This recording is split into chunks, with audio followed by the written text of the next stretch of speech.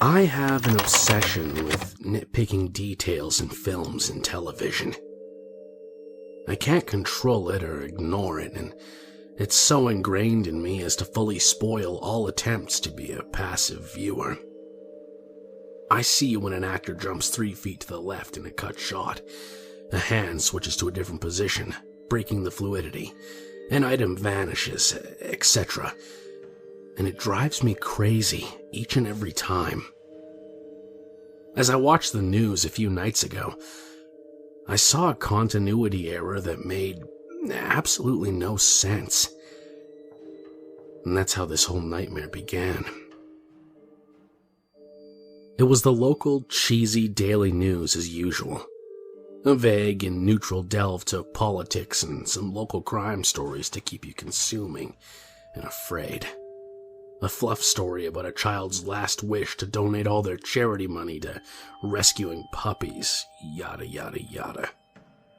The final fuck-off salute to end the broadcast is what caught my eye, when it came earlier than expected. The reporter shuffled papers that then simply vanished. It was so subtle, I knew something was off at first, without realizing exactly what. They were gone off the table altogether, and I knew immediately this was a poorly seamed together jump cut. Something had been removed. The clock read 10:22 to confirm 8 minutes abrupt. The segment had been completely cut out. DVR is my co-pilot, and I rewinded and played that final segment back dozens of times. I saw the wide-eyed stare caught in the last frame before the cut. I saw the terror on the newscaster's face in that one sloppily edited frame. I saw the subtle difference in hair, and the way the blazer hung misaligned on his shoulders. It didn't match at all. As I scrubbed back and forth, I finally noticed the reflection in his shiny black mug of likely spiked coffee. A reflection of something white getting larger, getting closer to him before the cut. I have an obsession. I scour the Internet Movie Database profiles of nearly everyone I watch. You can call me a stalker, a geek, a freak, I don't care. It's my obsession that helped me dig through names, numbers, and addresses to track the locally residing newscaster in his large suburban abode. I was able to find his number from a simple deduction in the yellow pages, and when I called, it went straight to voicemail. The next day, I decided to find out what had happened, and drove to his fenced-in, custom-built brick and stone home. His wife was on the phone, tears sweeping down trails of eyeliner. She was visibly distraught. Her husband, the newscaster, clearly wasn't home. So last night I did what any obsessed person is liable to do. I drove to the station. There was no way to expect what I found, no matter how attentive to detail I'd been. The station building was in the heart of the city, so it was nearly 40 minutes of nighttime driving. I parked in the garage and immediately recognized his car. I have an extremely obsessive personality, so I knew it was his. That shiny S-Class Mercedes he'd slipped a quip in about a couple years back when referencing a Bond movie. Shimmering in the fluorescent flicker was unmistakable. He'd never left the building. I walked to the elevator, pressing the number I'd researched earlier, and soon arrived to the floor, to those pale overhead lights in the empty hallway, leading to the slightly ajar glass door into the network's studio.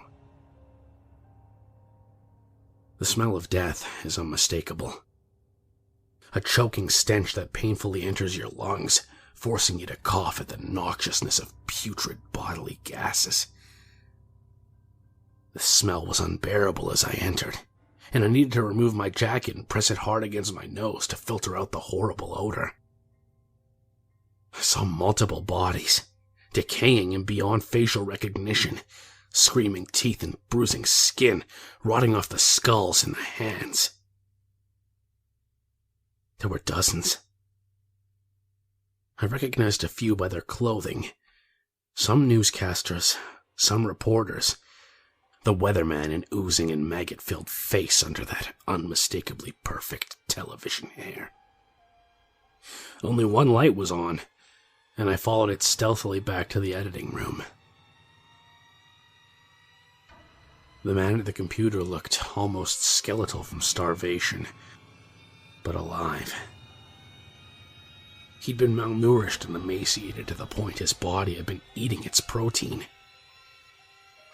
The hollow of his cheeks sunk inward below wild, wide eyes that twitched in pure terror as he worked deep into the night. His tears streamed and snot dripped down to a horrible grimace, and he appeared to have been working non-stop for days from his thick purple eyelids, swollen and wet. The scrubbed timeline in his edit played audio back as he perfectly patched together sound bites, apparently to create tomorrow's news content, covering the day's events. I then noticed the thin, bony white hand with too few fingers reach to the back of his head, and finally saw it. It was a slim figure, with soggy white skin that hung on the frame like wet paper towels on silverware. The face was hideous. Far too much of its black gums were exposed in that sagging wide mouth under those hollow-looking pits of eyes. Its tiny nubs of teeth jutted outward from the black chasm of a mouth at a harsh angle. It was almost human, but so clearly not. I watched as its arm slowly extended to the back of the editor's head, removing small chunks of red flesh from the skull before retracting the arm and feeding the bits into its ghastly black mouth. I stared in horror.